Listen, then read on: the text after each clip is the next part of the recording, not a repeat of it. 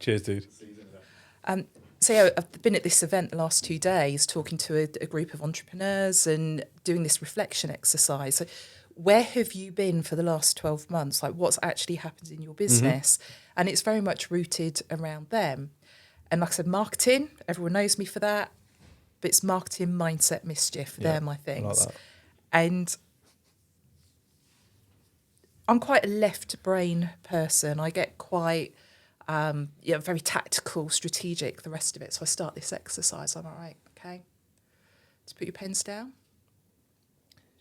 Just want to close your eyes and connect with your breath. Put your hand on your heart, and I'm getting them breathing and almost going into a meditative state. The piano music in the background, at the right level of hertz that it's going to open up their subconscious mind. And I take them through this series of questions, and it's like, what do you love about your business? And so quite positive questions. And then it's like, what are the 5 opportunities you've missed this year? Where did you seek comfort over growth? We go through this whole exercise, and what happens is, because you're tuning into your subconscious, if I was taking you through this in a very left brain way, it's like, okay, right, what opportunities did I miss? Yeah, well, I didn't activate my listing on RecTalk, and therefore I didn't get to come on the podcast, and I might have got leads out of that. But actually, what opportunities did you miss? Well, actually, that day I didn't want to get out of bed, and I didn't do that, and I missed that. It's interesting what comes through when you're when you're answering the questions from a subconscious level, right? And we end with a statement that is like that through the exercise, something really strikes you. And it's that thing. And it's always where you haven't shown up for yourself, not for your business. We're doing this exercise talking about your business, but the thing that always comes through is, where have you not shown up for yourself? Okay. And I think this is the thing. If we can really understand that, that's when we start to separate that. The business is the business, and I am the entrepreneur. Yeah. And like I said, I did that exercise yesterday. I was thinking about it last night, and I put a post on LinkedIn this morning. And the question I put on LinkedIn that I've asked people to answer is, if your business was a person that loved you very much, what would it say to you? And it's really interesting reading the answers, because some of the answers are the voice is talking to the person that they are. And some of the answers is the business talking to the business. And the truth is, we are in a relationship with our business. You're in a relationship with your spouse, your partner, your children, your siblings, your parents, your friends. You're in a relationship with your business as well. If you had to go to couples counselling, there would be 2 of you sat on the sofa. There would be times where, you're holding the pillow because it's your turn to talk. They would be holding it when it's their turn to talk. So how often do we actually stop and listen to what our business is telling us? Yeah. That's powerful. I like that. So what would your answer be? What would my business say to me? Ooh. Why didn't you pull the trigger yet? What are you waiting for? That'd be what it is. And I think that kind of applies both ways. I suffer really badly with like that imposter syndrome, and I have to a lot of times kind of talk myself down or talk myself around things and that kind of thing of like, no, it's okay to react that way, but now let's look at the facts.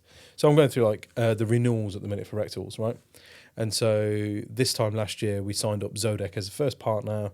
They paid $5,000 and they got, adverts on every single one of the episodes this year. And we've really plugged the arse off them, and I did little videos for them, travelled up to Chester, did podcasts with them, did loads for them. Sent Paul the message and was like, oh yeah, it's up for renewal, blah, blah, blah. Should we jump on a call and go through kind of what you want moving forward? He was like, yeah, look, we've done budgets. We're not going to do it this year. And I was like banking on that cash, right? And it knocked me to the point where I was like, fuck, have I fucked it? And then I had to really sort of go, hang on a minute. We know everyone's had a bad year. Forget all the noise on social media. Zodec did this, Zodec achieved that, blah, blah, blah, blah. Let's look at the facts here. So I went on their company's house, pulled off the accounts, slapped it into GPT, was like, make sense of these fucking accounts for me, you know, and was like, okay, put the email train through and was like, look at all these emails from Paul and me in terms of the tone, the language, every conversation I've ever had with him, chucked all of that into it. And was like, now look at that and tell me what you think he's trying to say. And it was like, okay, financially they've had a difficult year, they've leveraged this, they've had a bit of investment, they're probably looking at return on investment. You promised them you do this. You actually only did 4 of those 5 things that you said you were going to do. It's been a long time since you last emailed him and kept in touch. Here's things that you should have done, could have done differently. Long and short of it is, it sounds like it's a budgetary thing, but actually maybe it's you didn't quite do what you're supposed to do, and that's why they're not renewed. And I was like, oh, fuck. Yeah, that's fine. But my initial thing was, I fucked it. Yeah. What's the point? If he's not going to renew, no one's going to renew. I'm going to fucking lose the lot. It's all going to go down the pan. And then it's like, let's bring in a bit of negative manifestation. You know what I mean? And then I was just like, no, hang on. You fucking signed up 3 people this week with the new proposition. Yeah. And it's like, you get to a point where you don't celebrate the wins and you only focus on the losses. It's so common. There's a recruiter I spoke to earlier this year who was, this recruiter was a client a couple of years ago, and the business grew. Fantastic result. It sounds weird. How can it, like, someone stopping working with you be a good result? They saw the value in their marketing. What we did worked well, so their team grew. They were able to bring someone in-house to do it. Perfect scenario. For me, that's a win. Yeah. Brilliant. They brought that person in. I did some mentoring with them to the point where they didn't need me anymore because everything I knew I'd put into this individual. Brilliant result. Unfortunately, we know what it's been like. They had to make some cuts, all that kind of stuff. And okay, now they haven't got the marketing person in, but they can't outsource either because of cash. Okay, it's cool. However, that business, things are going in the wrong direction, and that business owner is feeling like a failure. Of course they're feeling like a failure because they're looking at what's happening today. This business, this recruiter, this entrepreneur who'd been in business for 20-something years, they've had their agency, seen it through lockdowns and Brexit. Other Brexit, recession, multiple all the prime minister changes, taxes, the lot. But let's just forget all about that. Yeah, none of that matters. Let's just And I remember on the call saying to it, like, just wait a minute. You've run this agency for 20 whatever it was years. You've done this. How many candidates have you supported in this? Forget your career, in this business. How many candidates? How many clients? Of those clients, how many of them have you become their learned friend? They're the person they tell, even when it's not to do with recruitment, it's just something business-wise, because they look up to you, because they respect you. Things are shit right now. That doesn't mean that, if I trip up the stairs coming here, don't ever climb a set of stairs again because you're going to happen every time. It doesn't mean I don't know how to walk. Yeah, you're right. Yeah, and so it's how we look at things are so important. The other thing I want to pick up on, or just say very quickly, I believe it's safe to assume that we're all going from where we are right now to where we want to be. That place where we want to be, we've never been before. So we're all fucking imposters. Yeah. So embrace it. Yeah. No, mate, I'm with you. I completely. I feel, honestly, Jekyll and Hyde sometimes, because I say I know all this stuff. I understand all that stuff, right? It's like, well, if I said to you, right, okay, there's a pub down in Coventry somewhere called this, go and find it. You have no directions, you have no map, you're going to make left and right turns that aren't the right ones. You're going to go around in circles at times. You're going to go down a dead end. That happens. Because all you know is the destination. You don't know the route to get there. And so, of course, you're going to fuck up along the way. And that's okay. That happens. That's normal. That's human, right? And I know that. But then when it happens, I'm like, motherfucker, you took the wrong turn. Why the fuck did you do that? You know? And so that, it's a real kind of like ongoing battle for me. And I think I feel sometimes I'm fortunate that I've got like a platform like this where I can openly talk about it, because then it empowers other people to kind of be like, oh, fuck yeah, I kind of feel like that as well. Because I know there's a lot of people who look at me and think, he's got his shit together. Like he left recruitment and started something and he's done really well. Not knowing all the other struggles and all the other shit that's going on in the background, because that's all kind of behind camera, you know? Yeah. Knowing and doing are two very different things. We only recognise when we're not doing through reflection. And it is having a podcast, like, you know, we've both got podcasts. Yeah. It's through those conversations that I'm able to reflect, because things like what we're talking about now, it comes up and it makes you think, oh shit, I know that. I'm not actually doing it. Mm-hmm. Okay, so what happens next? What's the lesson? What is it we're going to do? And it's so important. And then, the story you were just telling me. So, you're feeling like an imposter. You're giving yourself all this shit, negative talk. Okay, that's it. This one person said no, so everyone else in the world is going to say no. So we're now putting that out there. We're approaching things from that level of consciousness, vibration, whatever word you want to use. It's hard to make good things happen when you're in that place. Also, who the hell do you think you are to think it's all about you? Yeah. Okay, sometimes people say no. Sometimes people don't renew, not because you've delivered a shit service, but because they haven't made the most of it. That's it. And they know they're not going to change that. Mm-hmm. That's on them. It's not on you. Yeah, or whatever they're going through, you know. That's it. I found I found using GPT for this sort of stuff and like AI really useful. Really useful, because a lot of people have got like the use cases that they think they've got it down and all that sort of shit, right? I use it a lot for all the different projects and stuff that I'm running, all the different things, and I even got like a podcast description tool that I've created, and I'll type in, here's my guest, and here's what we talk about, here's the 3 things that I think we're cool, write out a description. So it knows a lot about me, and there's stuff with the insolvency and the liquidation that I've had to get advice on by going, hey, like, I want to draft a response to this, and so on and so forth. And if you ask it, like, what do you know about me? Like, what kind of personality am I? What kind of this am I? What kind of that am I? Because it's got access to the entire fucking internet, right? And so I was like, okay, tell me what you think my Myers-Briggs code is. Tell me what you think is the most important, 3 most important things to me are. Tell me what career you think that I'd do really well in if I wasn't in the career shows that I'm in now.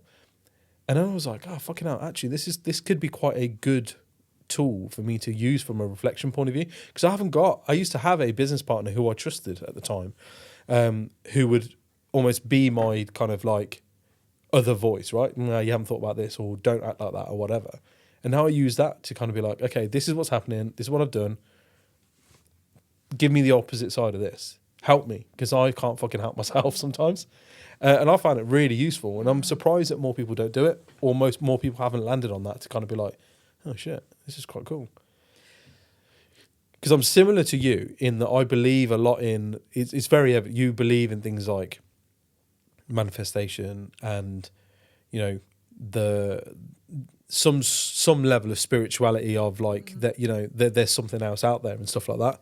And so it's not always easy to talk to people when they don't have that sort of mindset, or they're programmed to kind of respond in a, well, if you put 6 in, 6 come out, so you need to put more in.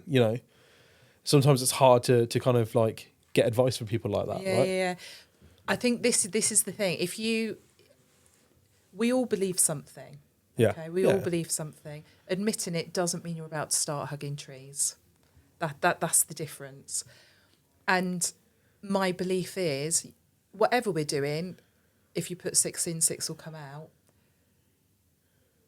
I choose to think about the language that I use, all the self-talk, the manifestation piece, the rest of it, because the 6 that come out, it could be the best 6 ever. Mm-hmm. They could be the right 6 for what I need now. Mm-hmm. which means sometimes they're going to hurt me a little bit in this moment. Or they could be a really shitty 6. And so I'm stacking everything in my favour so that the 6 come out are going to be the best 6 I could possibly have. Yeah. And it is the, It's hard to stay consistent with that at times, though, isn't it? Because things get in the way, feelings get in the way, mindset gets in the way. And so it's always hard. I find it really hard to stay consistent with that kind of, that positive mental attitude of like, no, we can do this, we will do this, So that's about having things in place that allow you to reset. Mm-hmm. So for some people, it will be some people will journal every day. Yeah. Okay. Now, there are people out. I've got a really, really good friend who has journaled every day for years, and I'm like, seriously? And I've seen the journals.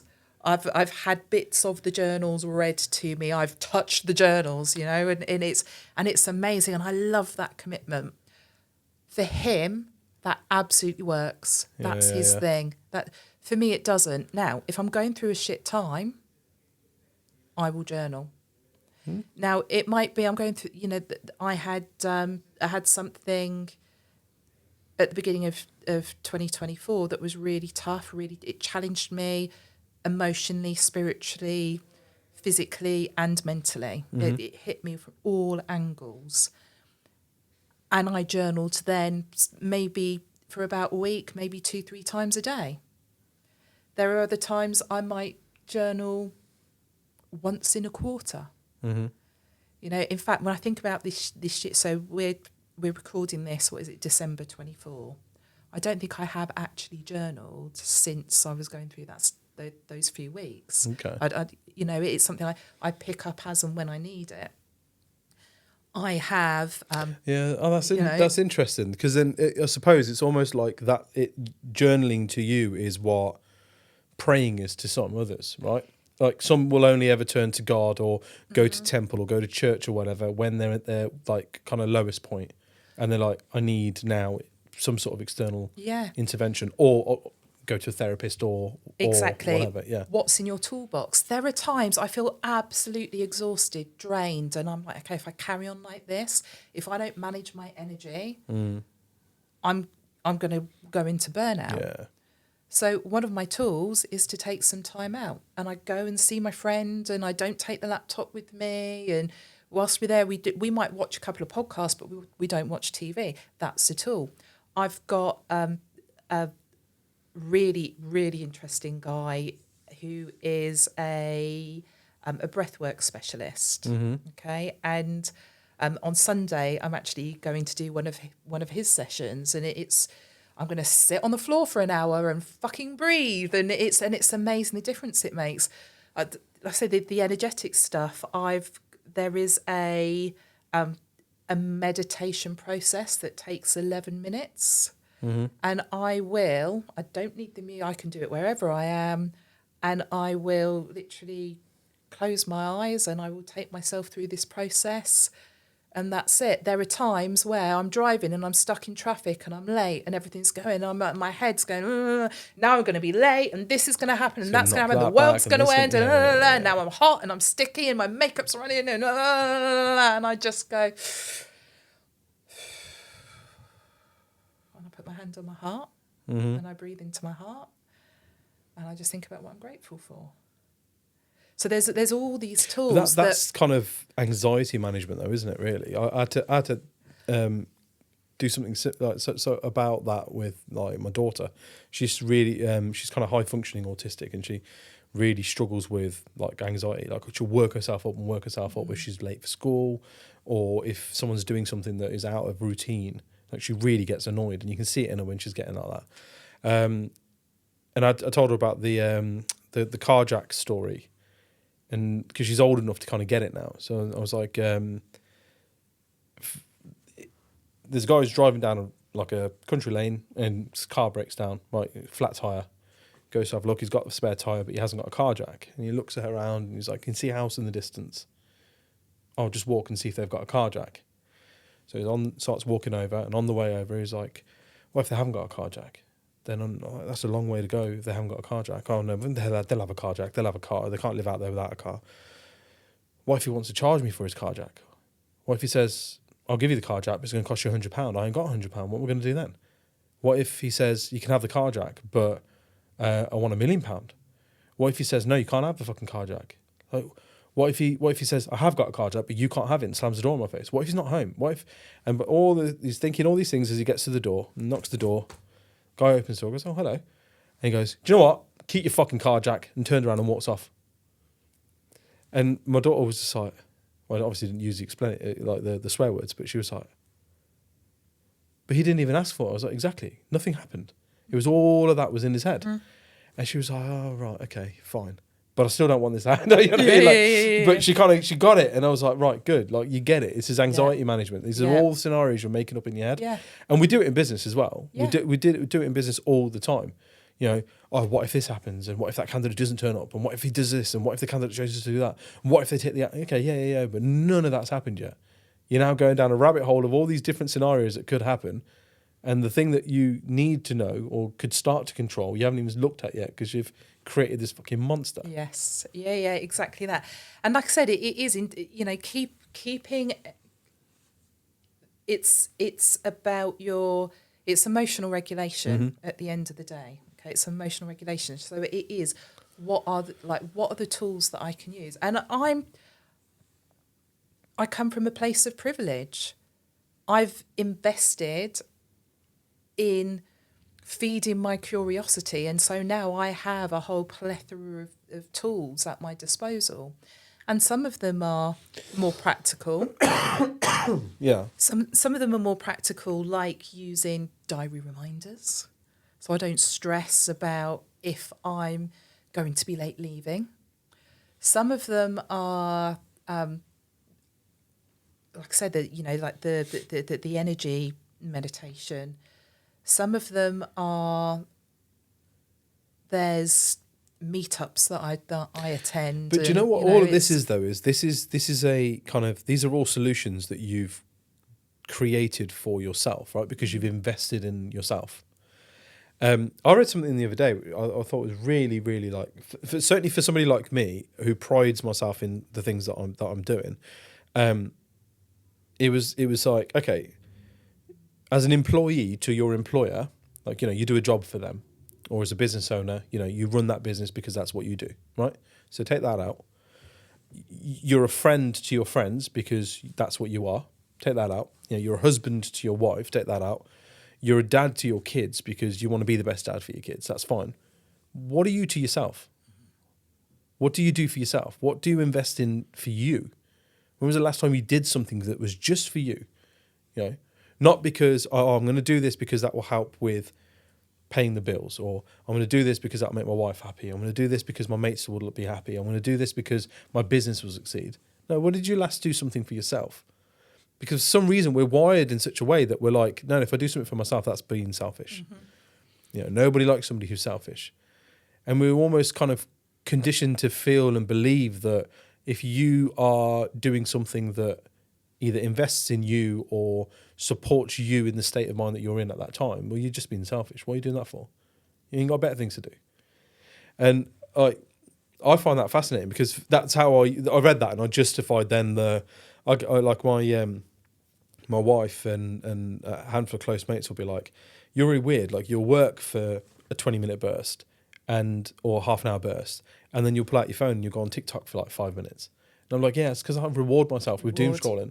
Like, I like it. I enjoy doing like mind-numbingly dumb things sometimes because I feel like I'm having to be on all the time this side, that it's nice to just be like, oh, okay, let's see what stupid people are doing, So I think part of the issue is that we are, a basic human need is the need to give. Yeah. So we're wired to give. Doesn't matter what level of consciousness you are, if you're into the woo-woo shit or you think it's all BS, you are still wired to give. Mm-hmm. Okay? It's basic human need. We want love and we want connection, another basic human need. However, receiving is really uncomfortable. Being open to receiving is really uncomfortable.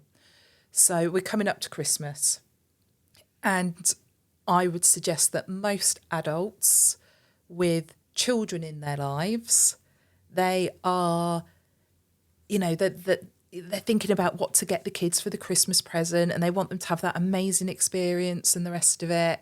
However, when someone gives them a Christmas present, they're a little bit awkward and, but you do the pleasantries because doing the pleasantries is giving to that person.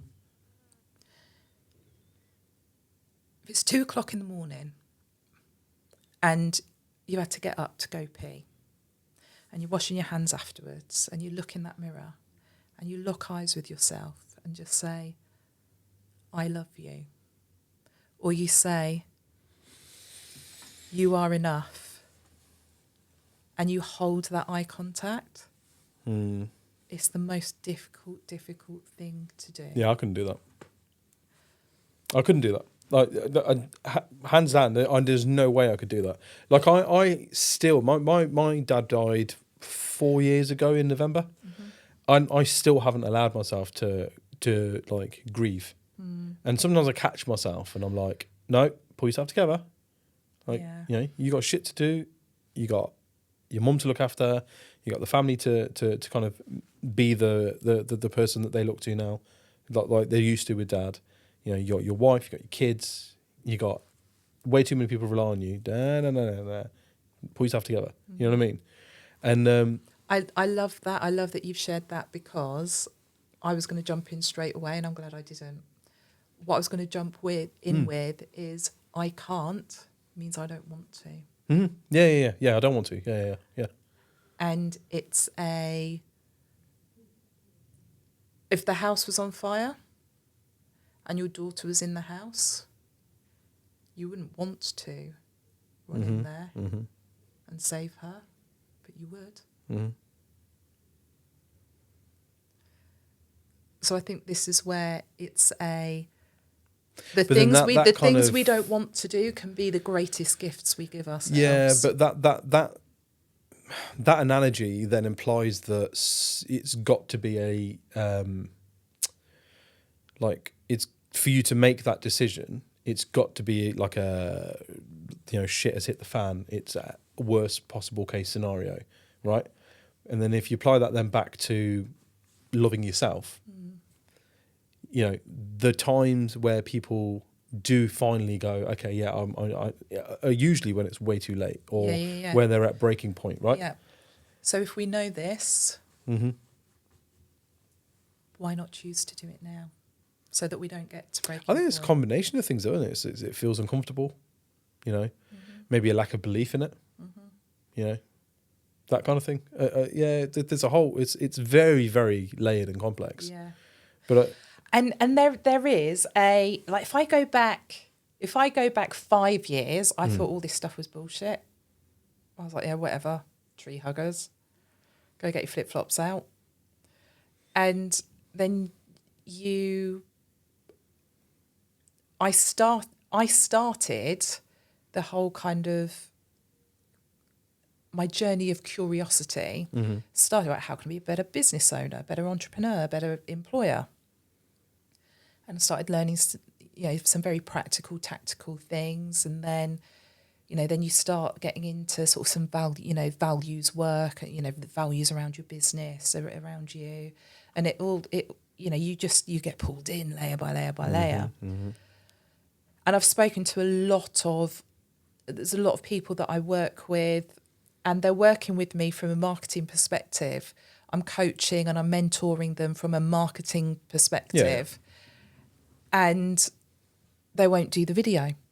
I hate myself in video. I can't do video. I can't record video. I can't. Why don't we get to the crux of it?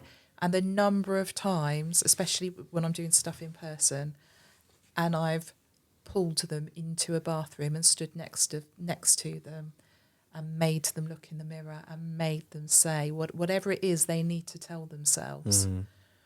Because your brain don't know. No. Your brain doesn't know the difference. However, when your brain's receiving that message, it it starts to shift the wiring, the belief systems, that the wiring that you have that has been created, all those beliefs that have been created from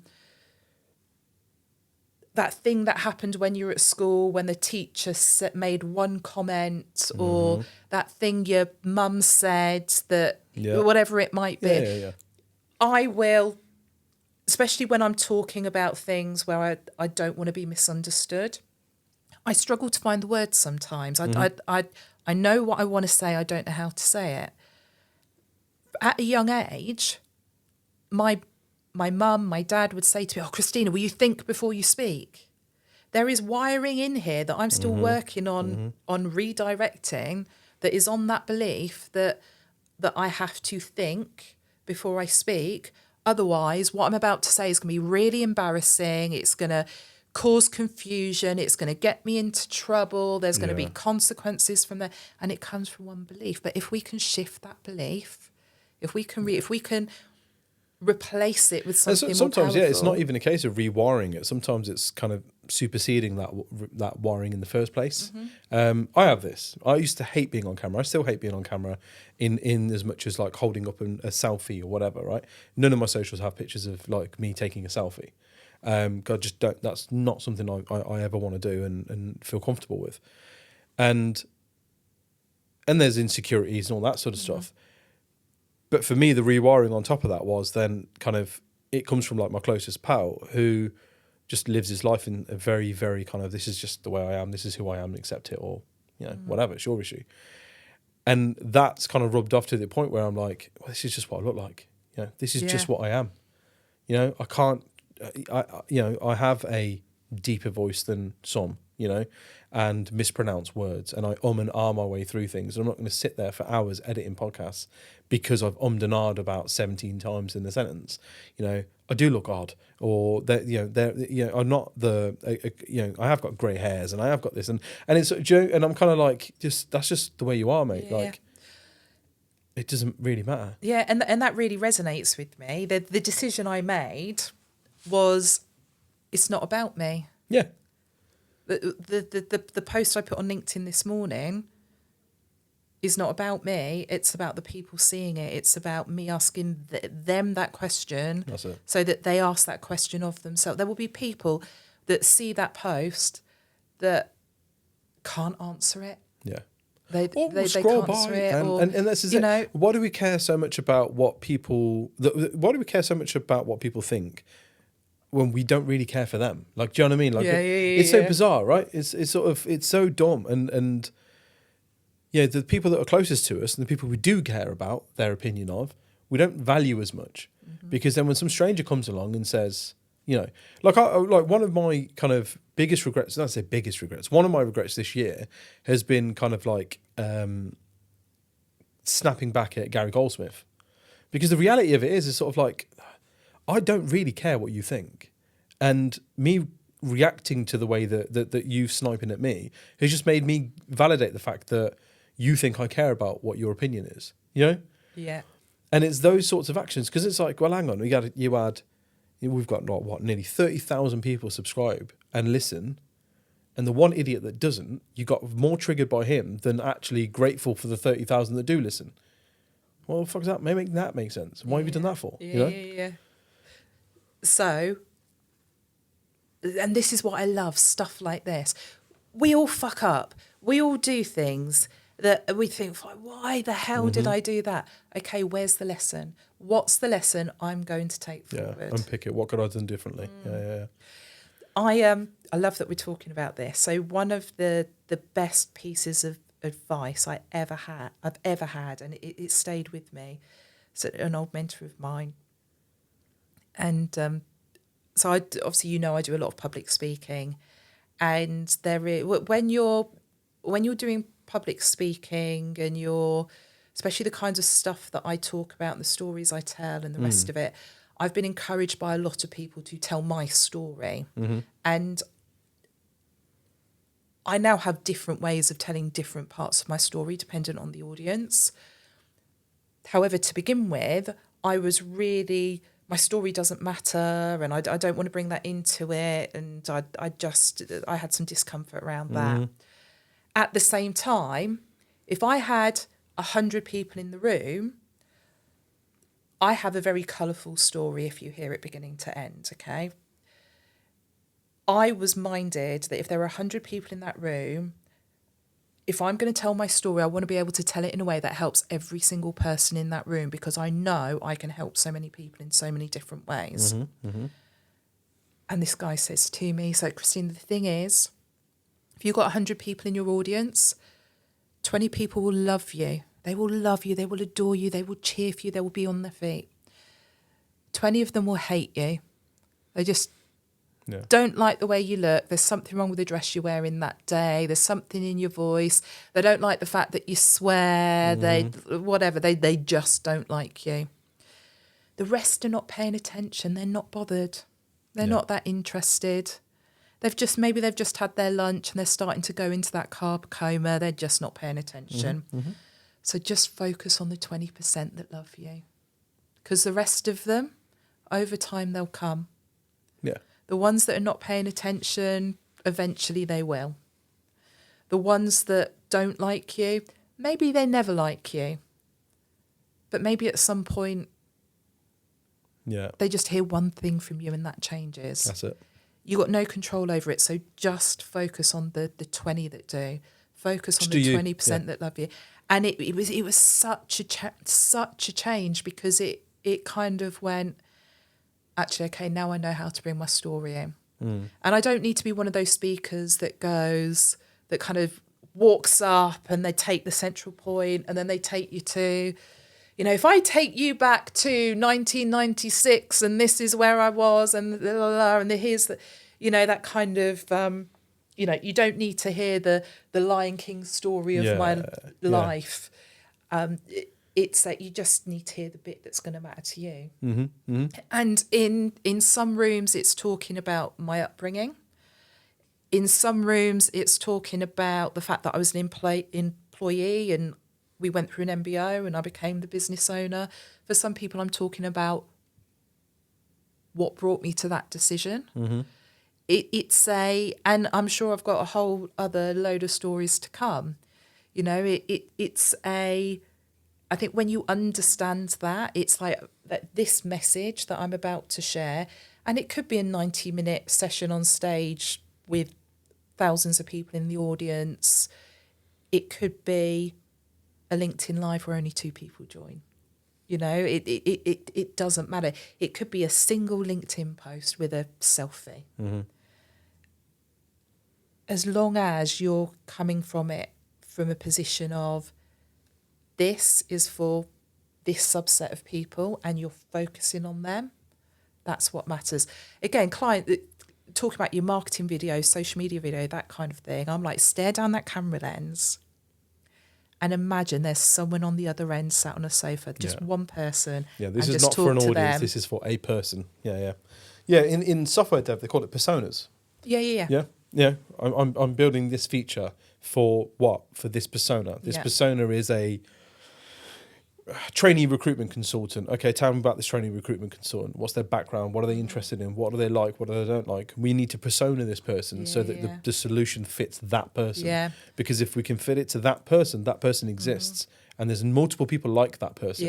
Rather than a cast a wide net, this feature has to do this for 8 different types of people. Yeah, it's a really good tip, and I use this a lot when it's part of my marketing course. I do a section around it. We talk about personas and avatars. So personas being a group of people, an avatar being that one individual. And I'm give them a name. Yeah. Tell me about Bob. This piece of content is for this.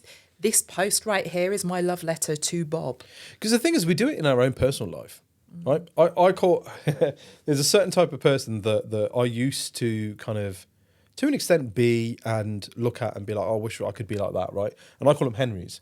And Henry's got the flashiest car on finance, lives in a 4-bedroom detached house, new build, mortgage to his eyeballs with a 5% deposit, he's got a ton of different credit cards, eats out every night, nicest restaurants, pays on credit card, of course, Yeah. maxed out to the moons, right?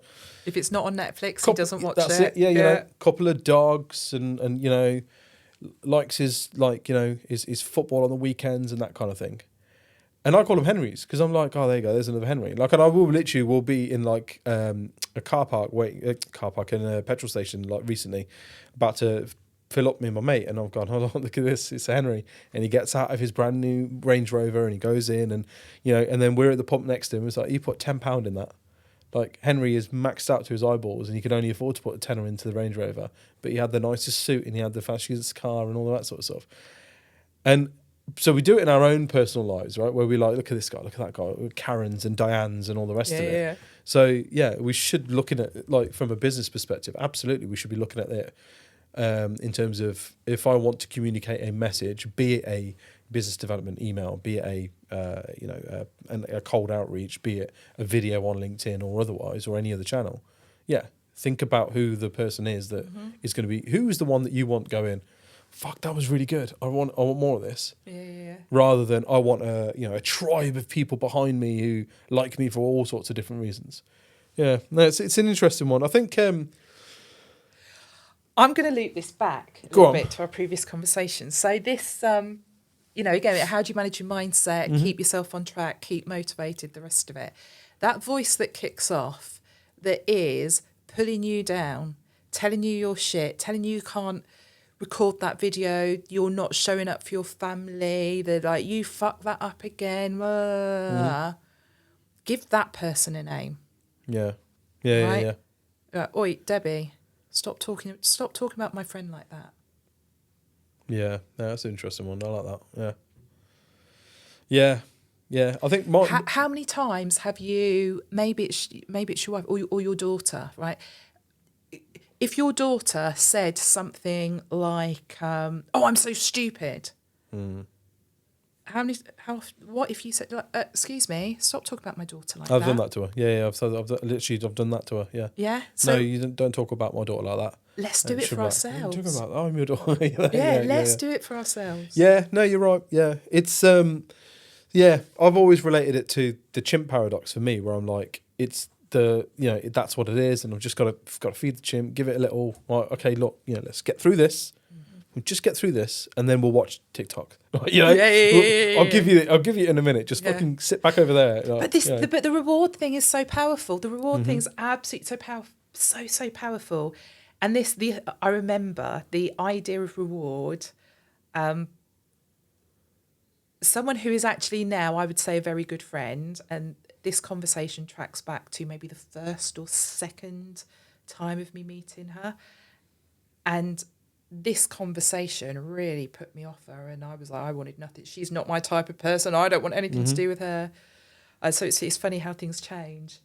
She was talking about rewards, and she's like, you need to reward yourself. Give yourself a break, reward yourself, go and do something. And she suggested, whatever it is, something special for you. Like maybe it's go and buy a Louis Vuitton handbag. And as soon as she said that, I just switched off. I was like, you're one of them. Yeah. Because reward for me is not that. Okay. However, reward for me is 30 minutes dancing in my living room to some 90s house. Yeah. 30 minutes is going, fuck it, at 3:10 in the afternoon and driving over to my daughter's place and hanging out with the grandkids. Okay, because I can, because freedom is really high on my values, and that's me living freedom. So it's the rewards are as big or as small as you want them to be. The reward might be where I'd live is I've got this beautiful view, and sometimes my little reward is I'm not going to deal with my emails now. I'm just going to go and stand out and look at the view and just have a few moments of silence. And I'm not even thinking anything. I want to say I'm actively thinking to be grateful or whatever it is. And no, I'm literally just stood. Like, oh, wow, look at that tree there. I can hear the train in the distance. And it's whatever the thing is that makes you tick, get that reward into your day. Yeah, no, I completely agree. Completely agree. Yeah, as much as we're trained not to. Because we are. Don't be lazy. Yeah, I remember my wife used to say it to me all the time. She's like, oh, you just, like blah, blah, blah, and you're just sitting around doing nothing. And I'm like, yeah? What's the problem with that? So, well, there's so much to do. I was like, but there's always stuff to do. There's never going to be a point in either of our lives where the entire housework is done. Everything that we needed is on the list is done, right? The shopping's done, the lawn's mown, the kids are sorted, there's no more ironing left to do, the dishwasher's empty, everything is done, and then you're going to allow me to sit down. There'll never be a time. So why don't I just take that time now? Why can't I reward myself with, actually, do you know what? I'm feeling a bit fried here. I'm getting stressed. I'm working my way to a point where I'm like, I'm begrudgingly doing this stuff because it feels like a to-do list, and I don't like to-do lists.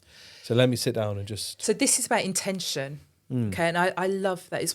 Intention is one of my favourite words. Being lazy is time spent without intention. So laziness is not a good thing. Stillness is a fantastic thing. Having a few moments of idleness in your day, brilliant. Define laziness then in your, because I disagree. I think lazy, like language is powerful, and I think we've weaponized lazy as a negative term, because I don't think there is such a thing as laziness. Like, everybody works at their own pace. Everybody does things at their own aptitude and ability. So who is this person to tell me that I'm lazy because I can't walk as fast as you? Or who is this person to tell me that I'm lazy because I can't type as fast as you? Or who is this person that, what is the benchmark that's been set to say, this is the minimal level of achievement. Anything below that, you are lazy. Above that, you're great. So, even if it's an aptitude thing or if it's a potential thing, listen, you have the potential to be the Prime Minister of the country, but you're choosing to be unemployed and stay on benefits, and therefore you are lazy. Well, who are you to... For me, laziness is a lack of intention. Okay, so... But that lack of intention comes from somewhere. It's rooted in something, isn't it? Nobody ever woke up one day and went... No child ever went, no, I can walk, I'm just going to crawl because I don't want to walk. You will carry me until I'm 18. But I also think laziness is okay. So if I tell you you're lazy, that's wrong. Like that's wrong. Yeah, no, I agree. Yeah. If I'm having a lazy week, if I'm labeling myself as lazy, or that I'm having a lazy weekend, what that means for me is that I'm having a weekend where there are no intentions behind anything I do. There is no plan. There is no anything. And for me, let's that's change where that the difference is. This is what I'm saying. So if you change that weaponized language and say, I had a me day. What did you do on the weekend? I had a me weekend. What's that? She didn't do anything. Right. But that in itself, that shows intention. I'm having a me day. Yeah, but I'm having a day focused on me and my needs. But by saying I had a lazy day, is that not just a case of, well, I haven't established that actually I did that because I needed it? It's just, that's the societal norm for me to say, I had a duvet day. I didn't do anything. I didn't literally, I lazed in my pajamas most of the day, in and out of bed, watched a bit of telly, and then ordered takeaway in the evening. I actually did nothing. I had a lazy day. No, you had a me day. Because we call that, I needed it. That was a mental health day, right? Yeah. Do you know what I mean? So this is what I mean. I'm saying like that we've weaponized the concept of laziness so as to keep pushing people into this like mindset of productivity. But the productivity doesn't always benefit people. The productivity doesn't always benefit that person doing it, right? This is where it's crazy, because having that me day is what's going to feed your productivity. Yeah. That's the... Phones need recharging. Yes. Yeah. Cars need filling up.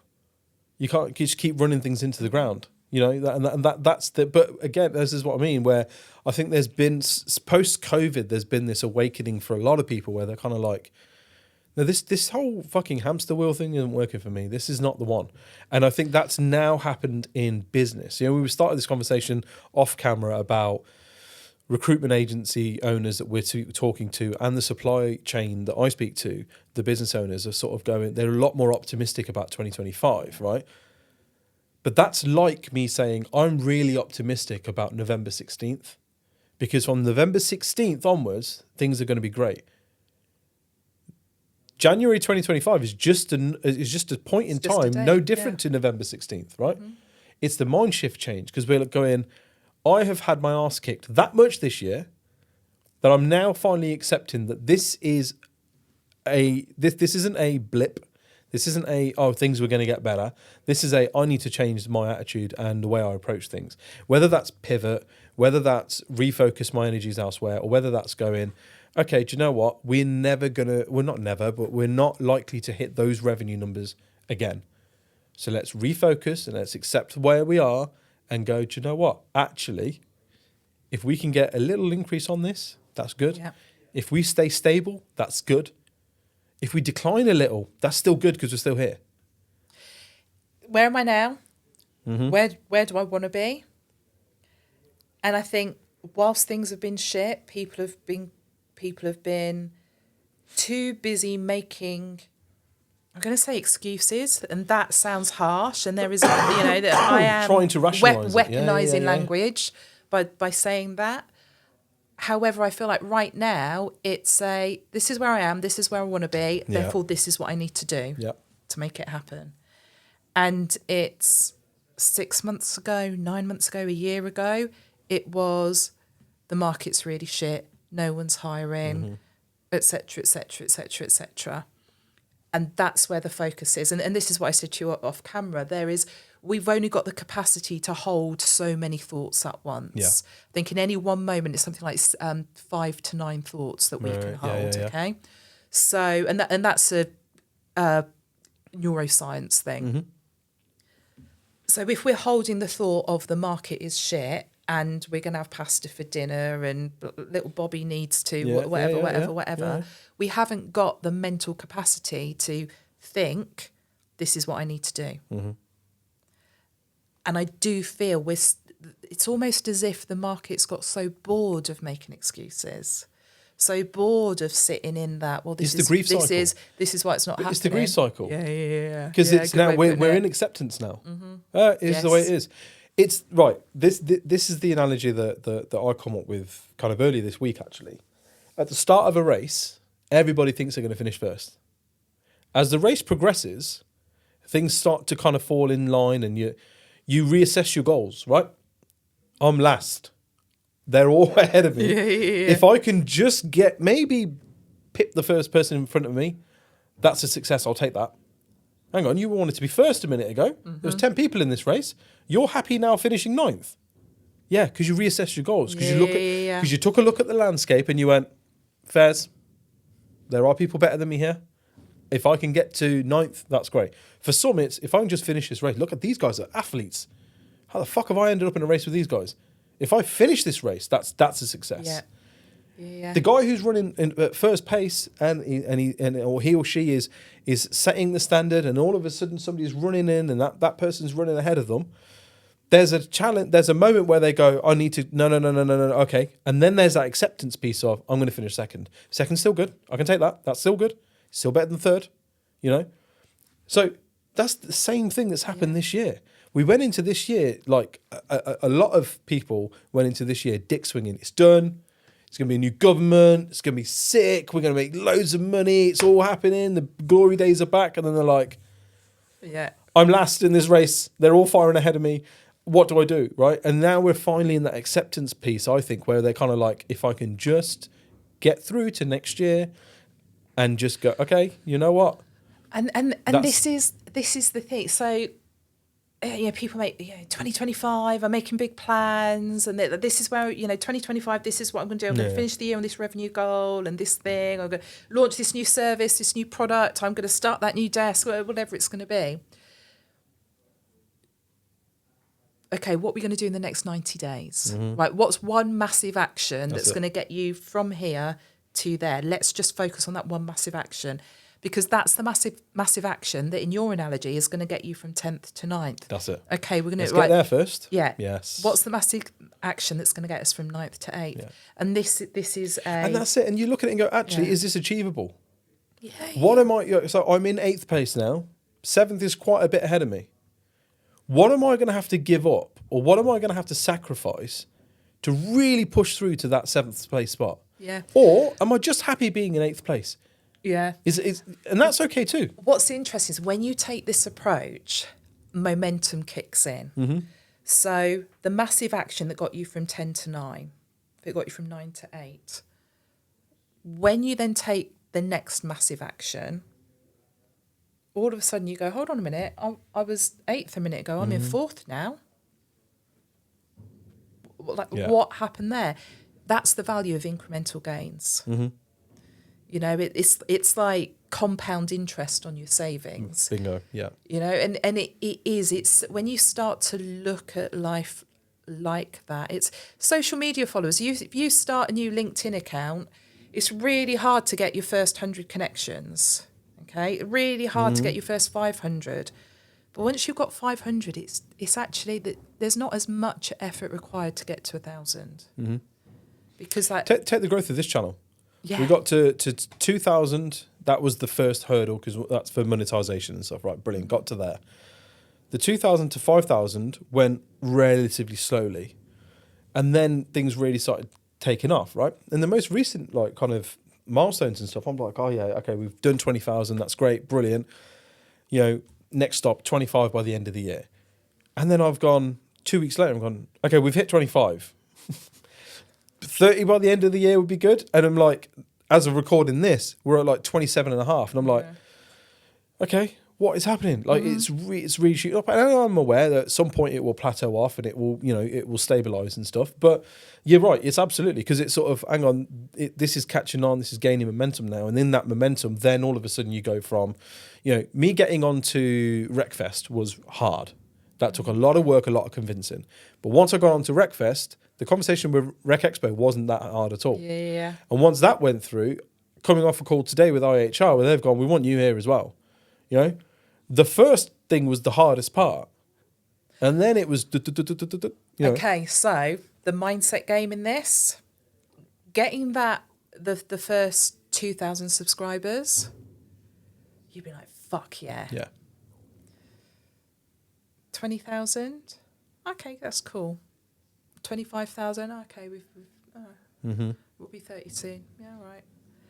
It's like, yeah, we're on RecFest. It's like, okay, we've got Expo as well. Oh, really good conversation. And it's like, we're still excited about this stuff. You stop celebrating the wins, though. But you do. Yeah. But also, it's like addiction. Okay, terrible analogy, but very true. It's not a terrible analogy. You're absolutely right. Chasing that first high. Yeah. People we're chasing that first high.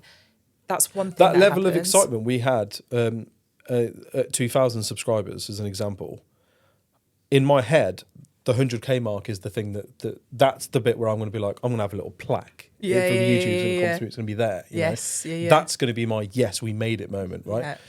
Which is sad, because then it means everything else that's kind of in between then is almost going to be just like part of the journey. Yeah. And that's the bit where, we don't celebrate enough. But look, I ran a recruitment agency for 7.5 years. We did some incredible things. We had some really good clients. We had really loyal candidates. I grew a business from just me and a co-founder to, at one point, sort of, we had 15 members of staff. We had 2 concurrent businesses running under the same roof. An in-house developer. We went with an in-house marketing thing, and we were on TikTok, one of the first on TikTok. We were one of the first agencies to do a podcast. Like, there was a lot of good stuff. I don't even think about it anymore. Because now I ran an agency and then it failed. Anyway, on to the next thing. Yeah, we don't take enough time to go, well done. Yeah. I remember the first event I spoke at where there were household names speaking on stage. and my excitement that, I was going I'm to... alongside these. Yeah, and the rest of it. And now it's just like, whatever. Yeah. And it's I have to tell myself off for that. I have to, because that's not complacency. It's not that I don't appreciate it. It's not that I'm not grateful for it. What it is me not taking the opportunity to be grateful. And Because there's... if that was one of your friends, Yeah. or if that was one of your One of my frenemy, mentees, whatever, you would be hyping the arse off them. Exactly. Mate, that is wicked. That is Yes. so cool. I'm so pleased for you. Yeah. But when it's ourselves, we don't do it. We just sort of go, yeah, okay. Like my Because you feel guilty. Is it a guilt thing that you get? Because I don't. Cause I feel guilty when I post things like, "Oh, we hit 25k subs." Part of me is always like, "Who gives a shit? Why are you doing why are you trying to get a pat on the back?" And it's not that. It's more of and I always post it as a thank you for anyone and everyone who's been part of this. Thank you. And I'm always conscious that I put that in there because I don't want it to be like, "Hey, look at this guy self-congratulating himself." Yeah. Because there is that guilt element of like, how dare I celebrate my successes? I don't know if it is that for me. I feel it's more a case of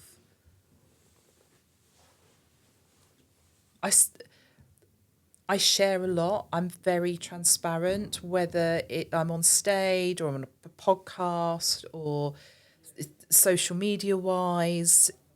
I'm quite an open book. And sometimes it's just that there are little things I want to keep for myself. Okay. So sometimes there's an air of selfishness to it. So I went and saw... Okay, yeah, it is actually a bit of... Sometimes it's a bit of selfishness. Maybe it's a little bit of my own reward as well. So I went and saw Chris Williams. So Modern Wisdom podcast? No. Oh, it's amazing. It's absolutely amazing. Yeah. So, Chris Williamson, kind of a big deal. He did a one-night show literally last week in Hammersmith Apollo, Eventim Apollo, whatever it's called now. Mm-hmm. And I got kind of VIP tickets. Took a friend with me. Absolutely amazing. Now, this podcast absolutely surpasses Diary of a CEO. If you listen to Diary of a CEO and you think Stephen Bartlett's amazing, fantastic podcast, brilliant conversations, listen to Modern Wisdom. Chris Williamson is just the conversations, they're just another level. So I was very excited about seeing this. And I guess it's one of those things, if you know, you know. Mm-hmm. So I'd posted on LinkedIn about the fact that I'd gone, and on Instagram. And I've had some messages back like, wow, can't believe you were here. Because part of this ticket, we got to sit in on the sound check and there was a very intimate Q&A. And I asked a question, which I won't share here. I asked a question, but the answer was for me, was a gift. And then afterwards, there was like a meet and greet, have your photo taken with him, the rest of it. And when we were there, I asked him something and he kind of stepped back and went like, whoa, that's really given me something to think about. And it kind of ties in with part of what we're saying, because I think what ultimately, what a lot of us want is freedom. Yeah. That's what we're searching for. That's the thing that we value the most. That's why we've got the recruitment agency or the marketing business or the podcast, because we're trying to create the income to give us the financial freedom. Because if we have the financial freedom, it gives us freedom everywhere else. That's it. And at the same time, we talk about work-life balance. Now, personally, I'm going to reshape how I say this, because I've actively choosing to change my rhetoric on this. Work-life balance is bullshit. It's absolute bullshit. And I used to say that work-life integration is what we should really be searching for. However, for me, even work-life integration is bullshit. What I want is freedom. What I need more of is freedom. Freedom for me means I love what I do. Okay, so we're going to call it work. This thing that I do that I love, I want a bit of that in my life. And I love doing the podcast, so I want that in my life. And I love the time with my family, I want that in my life. And my friends, and I want that in my life. And I want to go to the theatre more and go and see more live recordings of podcasts. I want more of that in my life. So it is, what I'm really searching for is freedom. Yeah.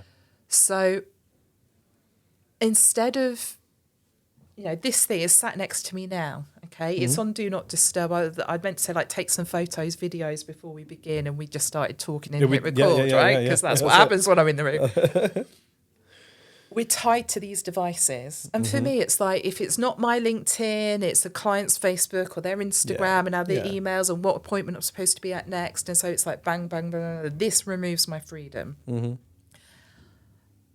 Unless I choose to have it go on Do Not Disturb at 9:00 in the evening so I don't get interrupted by it.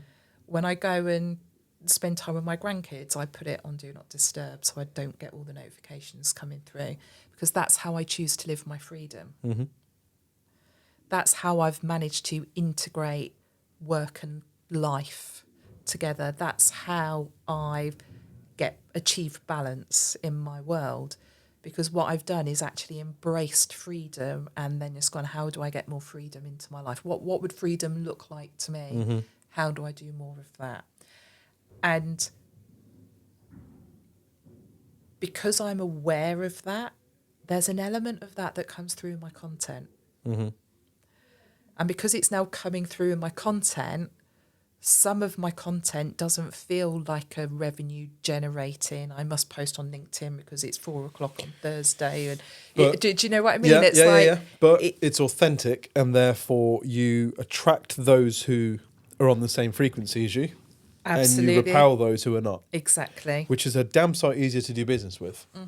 Yeah. I don't want to do business with people. I had to. A very prominent individual in the recruitment world had his PR team reach out to me because he wanted to come on the podcast. And I was dead excited about it until they put together a script for me and said, these are the questions we want you to ask. These are how he's going to respond. These are the follow-ups. These are your cans and these are your can't asks. And I was like, not interested. No. What do you mean you're not interested? Listen, there are thousands of other podcasts that this guy can go on to. He's not coming on mine. Mine is unscripted. It's a chat between two people who respect each other's opinions. And if he's coming on and I'm getting that close of a contact with him, I'm going to ask him about, some people don't like you. I've heard this about you. What's the crack with this? Yeah. And that's his chance to set the record straight or not. And they were like, well, this isn't going to work then. Oh, cool. It's not going to work then. Yeah. But that takes a lot of a mind shift change to be able to be like, no. I'm doing what I want to do with people that I like doing what I want to do with. And they're the people I want to keep in my community, in my circle, in my tribe, whatever you want to call it. And they're the people I want to do business with. I don't want to be subservient to somebody in exchange for the pound that buys me my freedom. Because I want to just, like you said, this isn't work for me. You can define it as work, but it's not work for me. I enjoy it, This is what I love about podcast as a marketing tool. It breaks every fucking rule in the book. Because this is not for your audience. This is for you. Yeah. It's your podcast. It's your rules. When I walk in that door into this room, I'm stepping into your house. I'm on your ground right now. If I take the conversation a certain way, you ask me a question, we bring it back. It's your rules, it's your agenda, it's no one else's. And that's what I love about it. People would assume I would have a marketing podcast. No, Christina Talks is essentially this conversation. We've talked about business, we've talked about marketing, we've talked about mindset, we've talked about grief. We've talked about behaviour. We've talked about woo-woo stuff and left brain stuff, and it's like, and that is, like I say, marketing, mindset, mischief. Mischief is the fact that it's all muddled up and it's not supposed to be. Yeah. Look, every one of my episodes start with, "Hey, it's me, blah blah blah." This one's not going. This one will go straight into it. Every single episode has a particular sort of structure, and there's only a handful of people that I've kind of gone, no, this is the episode. because it's authentic and because it feels comfortable and, all that all sort of fluffy shit that comes along with it. But no, I think you're absolutely right. And I completely agree. The whole work-life balance thing is bullshit. Again, I feel that is an agenda-driven kind of mindset, because I don't want to compartmentalize my playtime and my work time. I don't want to do a job that I don't enjoy doing. I don't. Mm-hmm. And so I don't need to separate the two of them. I'm very kind of fluid with my days and that kind of thing, but there's things that are non-negotiables. I drop my kids off to school. That doesn't change unless I'm in Glasgow next week or whatever and I can't do it, fine. But I drop my kids off every single day to school because that's a non-negotiable. I have breakfast with my mom every day because that's a non-negotiable, Yeah. And it's those sorts of things that, listen, if I'm going to put in you must be at work between the hours of this and this Monday to Friday, well, I'm also going to put into my schedule that I will not be at work this time to this time, right? Your do not disturb that goes on at night or when you're with your grandkids, that's just as valid as somebody saying to you, I need you for 40 hours a week, Monday to Friday, 8:30 till 6:30. All right, cool. Yeah. Outside of that, my phone's off then. Yeah. I think I spent a huge chunk of my life not being present in it. Mm-hmm. Mm-hmm. My kids are older now. They're 19 and 24. They, neither of them live with me anymore. They are... I treasure every moment I spend with them. Yeah. And I don't feel bad that I wasn't present with them when they were younger, because without that, I wouldn't be as present as I am with them now. And I say that with the grandkids, I'm way more present with them than I was their mum. That's only because I learnt that lesson. Mm-hmm. And it is say at the weekend I was with a friend and we're catching up, and it's like when I was with her, my whole attention is on you, not anywhere else. And that's how I choose to live my freedom. Mm-hmm. And it's such an important thing, because if we understand what freedom looks like, what do we need to feed our freedom? Now there's an element of that that's going to come from how you make your money, okay, whether it's your job, your business, whatever it is. Okay, so what does my business need to do in order to give me my freedom? That's it. Yeah. And not what part of my freedom am I willing to compromise in exchange for my business to do well. Because if this year showed you anything, you can compromise your entire freedom and still come out the other end and be like, I'm unhappy with how this year's gone. 2021, I had an amazing year. Oh my God, talk about human needs. Significance is a major human need, right? That year I spoke at 100 events. Wow. 100. Amazing. Sorry, 2022, 100 events. Fucking exhausted. I bet. The time I could have spent with my kids, I spent resting. Yeah, so the payoff wasn't, and it's like, okay, now that particular year there were other drivers at play, and the goals and the objectives and the rest of it. That I did not live a life of freedom that year. Yeah. It was a massive year of education for me. I did a lot of courses, read a lot of books, listened to a lot of podcasts, worked with mentors. Massive year of learning, but my God, have I taken those lessons forward? Yeah. Well, you invested in yourself. Yeah. But like I said, it was a being on all those stages, and like I said, some of the biggest speaking gigs I've ever done were in that year. And what it taught me is it's not sustainable. So how do I pick the best bits and do more of that? How do I bring that more into my life, into my business? How do I tweak the business to give me more of that and less of the stuff that doesn't serve me? Okay, now I know that. Now I shift the marketing message to give me more of what serves me. What is it that I truly value the most? Yeah. Let's reflect that in our marketing messages so that we attract the right people in. And also so that we push away the wrong people. That's more important, I think. Mm-hmm. That's more important. I don't want to be doing business with people who I have no commonalities with. Don't believe in their message. They don't believe in me, or do you know what I mean? Their rationale for working with me is not aligned for whatever reason. I don't want to do business with those people, because they're the ones that give you the most trouble. They're the ones that have got the biggest issues, and they're the ones that don't pay. They're the ones that all those daily, business issues that happen. That's where they come from. Yeah. From people that you really shouldn't be doing business with them in the first place. And the thing is, they're the ones buying on price, right? They're buying on price. They go in. I don't think. See, not always, because I think. I agree. That often it is the case that they will drive down the rates as low as they possibly can, and then they'll be dickheads about paying. And I get that. My theory on this is that like a decision to do business with you comes down to one of two things: cash or creative. Either the cash is on point or the creativity is on point, right? Or there's an issue with the cash, or there's an issue with the creative. And we focus so often on the cash part being the issue. Oh, these clients, they didn't pay because, and they drove our rates down, and they made me discount it, and now they're still not paying or whatever. But actually, sometimes it's a creative difference, I want my agency to operate like this, and, my current crop of agencies do this for me, and you haven't done any of that, And you got to kind of take an assessment sometimes and be like, well, we're not going to. That's just not who we are, right? This is why I think agencies really struggle, and the perm heavy agencies really struggle to sell retained, because they're so used to working in a contingent market. It feels uncomfortable for them to hold firm and say, no, we want paying for our time. Well, I'm not going to do that. Well, okay, that doesn't mean that no client in the world wants retained. That means the people you're speaking to do not want retained. You need to find a new crop of people to speak to. Yeah, so I've seen this as well come down to an issue of the ability to communicate value. Mm-hmm.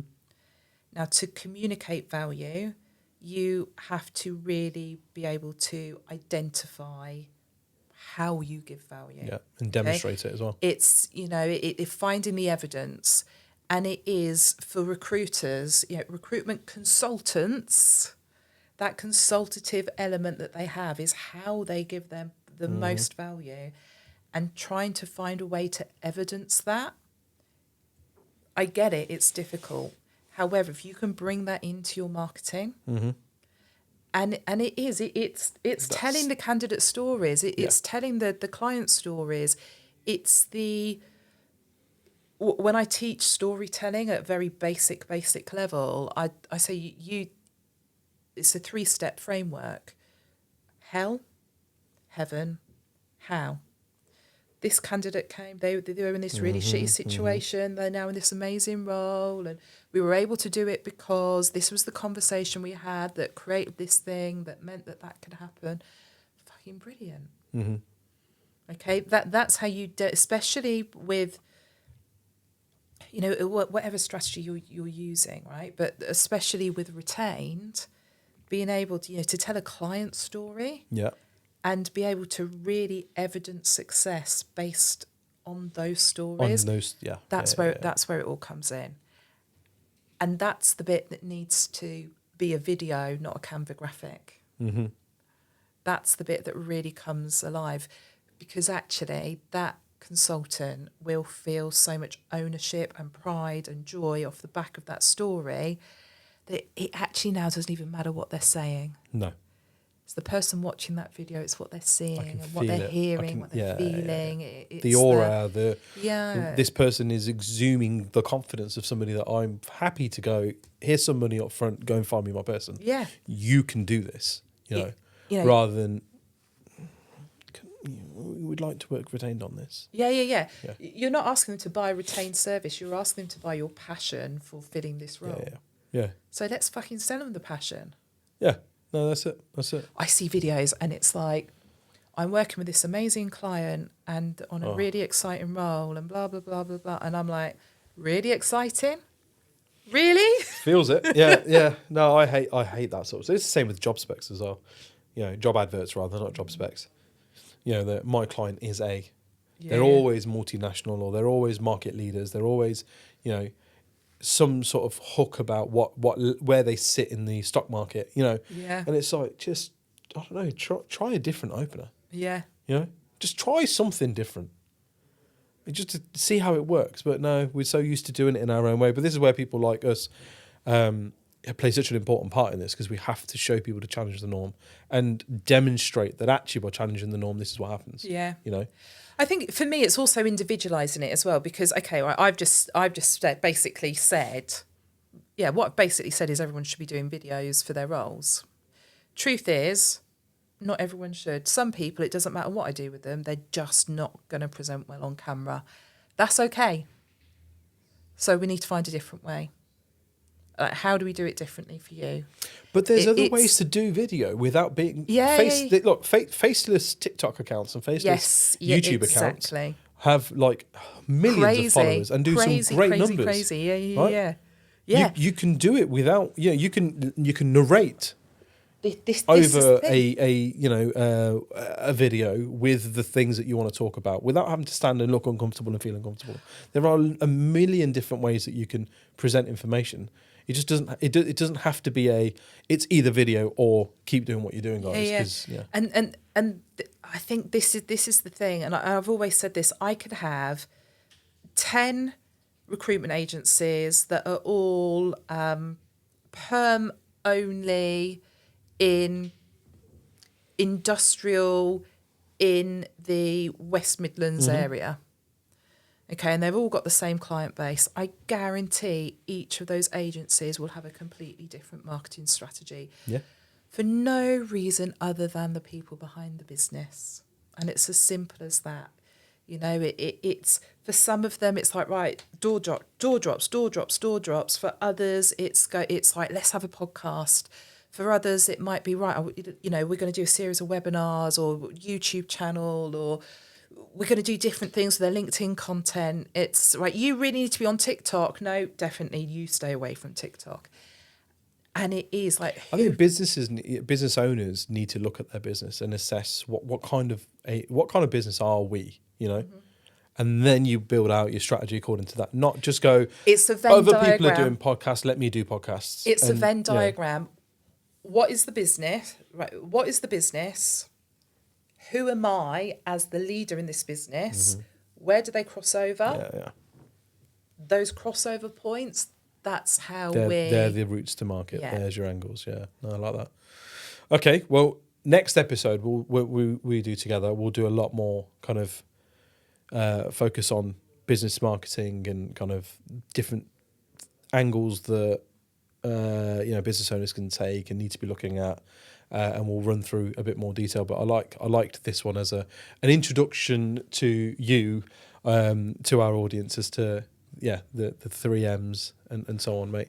So this has been really, really insightful. We've gone over massively, but I think it's been really good. I really next enjoyed time it. I'll walk in, I won't say a word, I'll just sit down No, and you wait won't. for it, and then we'll No, you won't. Though. I'll try. You won't. The intention is there. Of course, that's it. But I wouldn't have it any other way, mate. Honestly, genuinely, really appreciate your time today. Thank you for listening, watching, liking, subscribing, all the things that you guys do to keep this channel where it is and growing. And we shall see you next week. I would say episodes drop every Wednesday, but by the time this goes out, I think we're going to change things up and be dropping 2 or 3 a week. So we shall see you on the next episode. Thank you very much. Goodbye. Mate, thank you. This has been really good. I love it when it goes like this instead. Mate, honestly, it's just like... Do you know, the only other person this happened with was...